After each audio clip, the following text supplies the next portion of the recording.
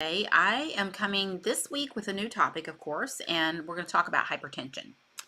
So, hypertension or blood pressure. And is there a way that cannabis can help manage hypertension, or does cannabis cause hypertension? I don't know. But first, let's just talk about what hypertension is and what are the risks associated with it. So, hypertension is high blood pressure, and it's a condition in which the force of blood against the artery walls is too high. So this causes an increase in pressure, and when there's a prolonged time of increased pressure like that, it can result in damage to the arteries, the heart, the kidneys. It can lead to stroke, heart failure, and kidney failure. There are lots of causes of hypertension. Um, Obesity is a main one, stress, genetics, a poor diet, one that's high in sodium and processed foods, sleep apnea, renal artery stenosis, and this weird thing called a pheochromocytoma. These can all affect your blood pressure and lead to hypertension. Thyroid issues can also affect blood pressure. So there's a whole lot to consider when it comes to whether or not you have hypertension and what's the cause and how to address it. So the thing is that, in the early stages of hypertension, you really don't have any symptoms. It's not blatant. It's not like, oh my God, I've got hypertension. But it's usually discovered just in a simple blood pressure check. You go to the doctor for an annual well check and they find out you've got high blood pressure. Now, a lot of times it can be what they call white coat hypertension. And that's just people just get nervous going to the doctor. And so, one reading of a high blood pressure is not going to say, oh my gosh, you've got hypertension. You got to have several readings of that before you can actually diagnose that. But treatment will usually involve lifestyle changes like diet and exercise, medications to lower your blood pressure. There are several classes of conventional medications, and sometimes surgery may be necessary. But although it's a very serious condition, it's often preventable through healthy lifestyle choices.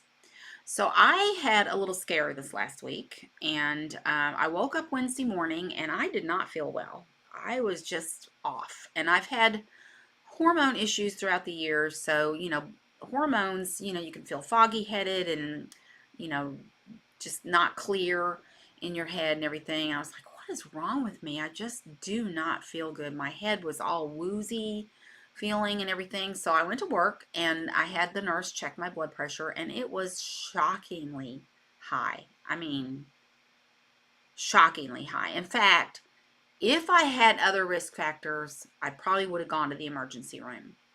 But since I don't, I just took a diuretic. I took Lasix when I was at work, and it started to come down a little bit, and I just kind of followed it through the week, and I went to the doctor yesterday, and it was down some more. But that reading was 205 over 153. Now that's awful, and I was like, "Are you sure?" I mean, I knew I didn't feel good, and it made sense, but I was like, why? What in the world has happened to me that my blood pressure has done this? So, again, that was on Wednesday. Friday, we rechecked it again, and it was lower. It was better, but still way high for me. I mean, my blood pressure is usually really good, like 126 over 75. That's my normal. So, anyway, just got to do some investigation to figure this out. In the realm of the cannabis world, I've not done anything different. I don't use cannabis throughout the day. It's not my choice. I use it as medicine at night to help me sleep. What I use, I know exactly what it is. There's nothing in it that would be concerning. So I don't think it's that, but I do want to talk as we move on about the studies and trials and stuff involving cannabis and its relationship to blood pressure. So we will cover that as the week goes on, but I just wanted to introduce this topic today.